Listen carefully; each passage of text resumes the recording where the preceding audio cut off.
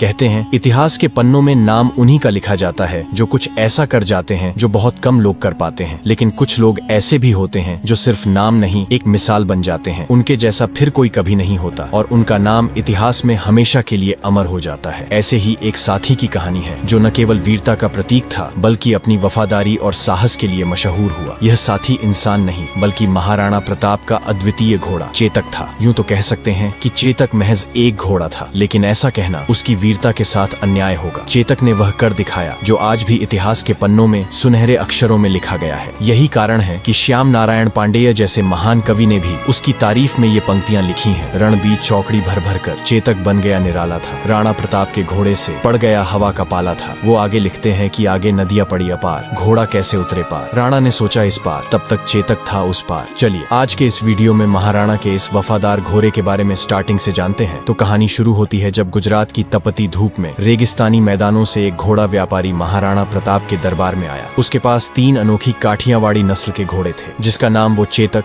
त्राटक और अटक बोलता था। व्यापारी ने अपने तीनों घोड़ों पर गर्व करते हुए कहा, महाराज ये घोड़े अद्वितीय हैं, वफादारी और ताकत में सबसे ऊपर। आपके जैसे वीर राजा के लिए ये अनमोल साथी बन सकते हैं। महाराणा प्रताप ने शांत होकर कहा, ये तो मैं मानूंगा ही नहीं जब तक खुद न देख लूं। दिखाओ ये घोड़े वफादार और बहादुर कैसे हैं। व्यापारी ने मुस्कुराते हुए अटक को चुना। उसके पैरों को मोटी रस्सियों से बांध दिया ताकि वह हिल भी न सके और कुछ दूर जाकर एक अजीब तेज आवाज निकाली। आवाज सुनते ही अटक की आंखों में ज्वाला जल उठी। उसे ऐसा लगा जैसे उसका मालिक संकट में हो। वह अपने मालिक की आवाज सुनकर जैसे पागल हो गया था। उसने पूरी ताकत से रस्सियां तोड़ने की कोशिश की मगर रस्सियां टूटने के बजाय उसके पैर ही शरीर से अलग हो गए और खून बहने लगा। पर अटक अपने स्वामी तक पहुंचने का प्रयास करता रहा तब तक जब तक उसकी आंखें हमेशा के लिए बंद नहीं हो गईं। महाराणा प्रताप इस दृश्य को देख स्तब्ध रह गए। उन्होंने अपने जीवन में ऐसा अद्वितीय साहस और वफादार घोड़ा कभी नहीं देखा था। इस अविश्वसनीय दृश्य के बाद महाराणा प्रताप ने तुरंत व्यापारी से चेतक और त्राटक दोनों घोड़ों को खरीद लिए। तभी दरबार में खड़े महाराणा के छोटे सौतेले भाई शक्ति सिंह की भी नजरें उन घोड़ों पर टिकी थीं। उनके मन में भी एक वफादार घोड़े रखने की इच्छा थी। महाराणा प्रताप अपने छोटे भाई की इच्छा समझते हुए चेतक को अपने पास रख लिया और त्राटक को उपहार स्वरूप शक्ति सिंह को दे दिया। धीरे धीरे चेतक महाराणा प्रताप का सबसे प्रिय साथी बन गया था। किसी ने ठीक ही कहा है कि अगर आप शेर के साथ रहोगे तो आप भी शेर की तरह बहादुर और शक्तिशाली बन जाओगे। चेतक भी महाराणा प्रताप के साथ रहकर धीरे धीरे उन्हीं की तरह शक्तिमान, तेज और महाबली बन गया था। वह महाराणा को पहाड़ों और घने जंगलों में इस तरह ले जाता मानो हवा से बात कर रहा हो। उसकी चाल में इतनी तेजी थी कि दुश्मन उसे पकड़ ही नहीं पाते। महाराणा भी चेतक को अपने पुत्र के समान मानने लगे और चेतक भी महाराणा के प्रति अटूट निष्ठा और प्रेम दिखाने लगा। धीरे धीरे समय तेजी से बीतने लगा और फिर आया हल्दी घाटी का युद्ध, जहां पर मुगल सेना लगभग 1 लाख सैनिकों की विशाल ताकत के साथ युद्ध के मैदान में उतरी थी। इसके मुकाबले में महाराणा प्रताप की सेना मात्र 20,000 सैनिकों की थी। इस विशाल संख्या के अलावा मुगल सेना के पास कई शक्तिशाली हाथी भी थे जो युद्ध में तबाही मचाने के लिए जाने जाते थे, लेकिन मेवाड़ की सेना के पास हाथियों की संख्या बहुत कम थी। ऐसे में महाराणा को अपने योद्धाओं और खासकर अपने घोड़ों पर ही पूरा भरोसा था। इस युद्ध में महाराणा प्रताप ने चेतक के माथे पर हाथी की नकली सूंड बांध दी थी ताकि वह युद्ध में मुगल सेना के हाथियों को धोखा दे सके। मुगल हाथी चेतक को देखकर उसे अपने बच्चे जैसा समझते थे और उस पर हमला नहीं करते थे। यह महाराणा की युद्ध रणनीति का एक महत्वपूर्ण हिस्सा था, लेकिन कुछ इतिहासकार यह भी कहते हैं कि मुगल सैनिकों को यह भ्रम होता था कि सामने से कोई हाथी धीरे धीरे उनकी ओर आ रहा है, लेकिन यह उनकी सबसे बड़ी भूल साबित होती थी। जैसे ही वे चेतक को हाथी समझकर धीमे होने की उम्मीद करते, चेतक बिजली की रफ्तार से हवा में दौड़ता हुआ मुगलों के बीच पहुंच जाता। उसकी गति इतनी तेज थी कि वह एक पल में ही युद्ध के एक छोर से दूसरे छोर तक पहुंच जाता और मुगलों को चकमा देते हुए उन्हें धूल चटा देता। इसी युद्ध ने चेतक को इतिहास के सुनहरे पन्नों में महान घोषित कर दिया, क्योंकि इस युद्ध में चेतक और महाराणा का साथ ऐसा था मानो दोनों एक दूसरे के विचारों को बिना कहे समझ लेते हों। चेतक न केवल महाराणा के इशारों को पढ़ लेता बल्कि उनकी सुरक्षा के लिए अपनी रणनीति खुद तैयार कर लेता था। इस युद्ध के मैदान में महाराणा ने अगला कदम सोचा भी नहीं होता, चेतक पहले ही उसका अंदाजा लगाकर उसे पूरा करने के लिए तैयार रहता था। चेतक की ताकत और सहन शक्ति की अंदाजा आप इससे लगा सकते हो कि वह महाराणा प्रताप के साथ 81 किलो का भाला, 72 किलो का छाती का कवच, 25-25 किलो की 2 तलवारें और खुद महाराणा का 110 किलो का वजन लेकर युद्ध भूमि में ऐसे दौड़ता मानो हवा को भी मात दे रहा हो। उसकी गति इतनी तेज थी कि दुश्मन उसकी चाल को पकड़ ही नहीं पाते थे। एक पल में वह एक ओर होता और अगले ही पल दुश्मनों के घेरे को चीरता हुआ दूसरी ओर पहुंच जाता। इस युद्ध में मानो चेतक आग उगल रहा था। तभी महाराणा प्रताप ने उसकी लगाम खींचते हुए कहा, चेतक आज हमें उस मान सिंह तक पहुंचना है। मैं यहाँ बता दूं कि मान सिंह इस युद्ध में मुगलों के सेनापति था। वह भी एक राजपूत था जिसके बुआ या आमेर के सहजादी हरकाबाई से अकबर ने शादी कर लिया था। चेतक ने महाराणा के शब्दों का मानो कोई उत्तर न दिया, बस एक झटका लिया और हवा से बातें करने लगा। अपने माथे पर बंधी नकली हाथी की सूंड के कारण मुगल सेना पहले ही भ्रम में थी। कोई समझ ही नहीं पा रहा था कि ये हाथी इतनी गति से कैसे आगे बढ़ सकता है। जैसे ही चेतक ने मुगल सेना की कतारों को भेदते हुए महाराणा को मान सिंह के करीब ला खड़ा किया, वह अपने पिछले पैरों पर खड़ा हो गया और अपने अगले दोनों पैरों को मान सिंह के हाथी के सिर पर टिका दिया। मानो चेतक के भीतर भी वही ज्वाला जल रही थी जो महाराणा की आंखों में थी। महाराणा प्रताप ने पूरी ताकत से अपनी भाला उठाई और मान सिंह की ओर निशाना साधा, लेकिन ठीक उसी क्षण मान सिंह हाथी के हौदे में छिपकर बच निकला, लेकिन उसका महावत मारा गया। फिर चेतक ने जैसे ही अपने पैर जमी पर रखने की कोशिश किया, तभी मान सिंह के हाथी की सूंड में बंधी तलवार से चेतक का एक पैर गंभीर रूप से कट गया। इसका फायदा उठाकर मुगलों ने महाराणा को चारों ओर से घेरने का प्रयास शुरू कर दिया। महाराणा भी युद्ध में लड़ते लड़ते अब बुरी तरह से घायल हो चुके थे और उनकी स्थिति गंभीर हो रही थी। इस नाजुक समय में झाला मन्ना, जो महाराणा प्रताप से काफी मिलते जुलते थे और लगभग उनकी जैसी कदकाठी रखते थे, तुरंत महाराणा के पास आए। उन्होंने कहा, महाराणा, आप इस युद्ध को छोड़कर चले जाएं, क्योंकि युद्ध तभी जीते जा सकते हैं जब राजा जीवित रहें। मेवाड़ को आपकी जरूरत है, आपका जीवित रहना अत्यंत आवश्यक है। महाराणा प्रताप पहले तो जाने में संकोच कर रहे थे, लेकिन चेतक की हालत देखकर उन्होंने अपना मुकुट और सिर से राज चिन्ह उतारकर झाला मन्ना को सौंप दिया। इसके बाद वे घायल चेतक पर चढ़कर रणभूमि से जंगल की ओर चल पड़े। इधर रणभूमि में मुगलों को भ्रम हो गया और उन्होंने झाला मन्ना को ही महाराणा समझकर उन पर हमला कर दिया। झाला मन्ना ने अद्वितीय साहस का परिचय देते हुए मुगलों का सामना किया और अपने प्राणों की आहुति देकर अंतिम क्षणों तक मुगलों को रोके रखा, ताकि महाराणा प्रताप सुरक्षित रह सकें और मेवाड़ की लड़ाई जारी रह सके। इधर चेतक अपने घायल पैरों के साथ महाराणा को मुगलों से दूर ले जाने के लिए पूरी ताकत से भाग रहा था। वह अपने घाव के दर्द से कराह रहा था, लेकिन उसकी गति में मानो कोई कमी नहीं थी। ऐसा लग रहा था जैसे वह अपने स्वामी को सुरक्षित रखने की जिद में हवा से बातें कर रहा हो। पीछे मुगलों का कुछ दल लगातार पीछा कर रही थी। तभी एक मुगल सैनिक ने चेतक के घायल पैर पर एक भला फेंका, जिससे चेतक की चोट और भी गंभीर हो गई। इसके बावजूद चेतक ने महाराणा को छोड़ने का नाम नहीं लिया और अपने अंतिम बल के साथ दौड़ता रहा। रास्ते में अचानक एक 26 फीट गहरा नाला आ गया। महाराणा के मन में एक पल को लगा कि अब शायद बचना मुश्किल है। यहीं पर श्याम नारायण पांडेय जी ये लाइन लिखते हैं कि आगे नदियां पड़ी अपार, घोड़ा कैसे उतरे पार। राणा ने सोचा इस पार, तब तक चेतक था उस पार, लेकिन तभी चेतक ने अपनी जिंदगी की सबसे बड़ी छलांग लगाई। अपने आखिरी प्राणों की ताकत से उसने वह नाला पार कर दिया और महाराणा को सुरक्षित दूसरी ओर पहुंचा दिया। मुगल सैनिक उस नाले को पार नहीं कर पाए, लेकिन चेतक की यह विशाल छलांग उसके लिए अंतिम साबित हुई, क्योंकि दूसरी ओर पहुंचते ही वह दर्द में टूटकर गिर पड़ा और वहीं महाराणा के गोद में अपना सर रखकर वीर गति को प्राप्त कर लिया। उसकी इस अंतिम बहादुरी ने महाराणा को मुगलों से सुरक्षित बचा लिया, क्योंकि पीछा करती मुगल सेना इस नाले को पार नहीं कर सकी। तभी अचानक आगे की जंगलों से घोड़ों की टापों की आवाज सुनाई दी। महाराणा ने जब देखा तो उनके सामने उनके सौतेले भाई शक्ति सिंह खड़े थे। शक्ति सिंह, जो हल्दी घाटी के युद्ध में महाराणा के खिलाफ मुगलों की ओर से लड़े थे, अपने बड़े भाई को संकट में देखकर अकबर के पक्ष को छोड़कर तुरंत उनकी सहायता के लिए दौड़ पड़े। उनकी आंखों में पश्चाताप की गहरी भावनाएं थीं। शक्ति सिंह ने महाराणा के पास आकर भारी स्वर में कहा, भैया मुझे माफ कर दो। महाराणा पहले ही चेतक की मृत्यु से दुखी थे। चेतक का यह बलिदान उनके लिए असहनीय था, लेकिन इतने कठिन समय में भी महाराणा ने अपने दिल के बोझ को भुलाकर शक्ति सिंह को क्षमा कर दिया। इस भावुक क्षण के बाद शक्ति सिंह ने महाराणा को अपना घोड़ा त्राटक दे दिया। जैसा कि मैं बताया था, त्राटक को महाराणा ने ही शक्ति सिंह को दिया था। फिर दोनों मिलकर चेतक की वही अंतिम संस्कार किए और उसके बाद महाराणा त्राटक पर बैठकर जंगल की ओर निकल गए। उम्मीद है चेतक की यह बलिदान की कहानी आपको पसंद आया होगा। अगर आप महाराणा प्रताप के बचपन के बारे में जानने में इंटरेस्टेड हो तो आप इस वाले वीडियो को जरूर देखें। चलिए फिर मिलते हैं ऐसे ही वीर लोगों की एक और कहानी के साथ। तब तक के लिए गुड बाय।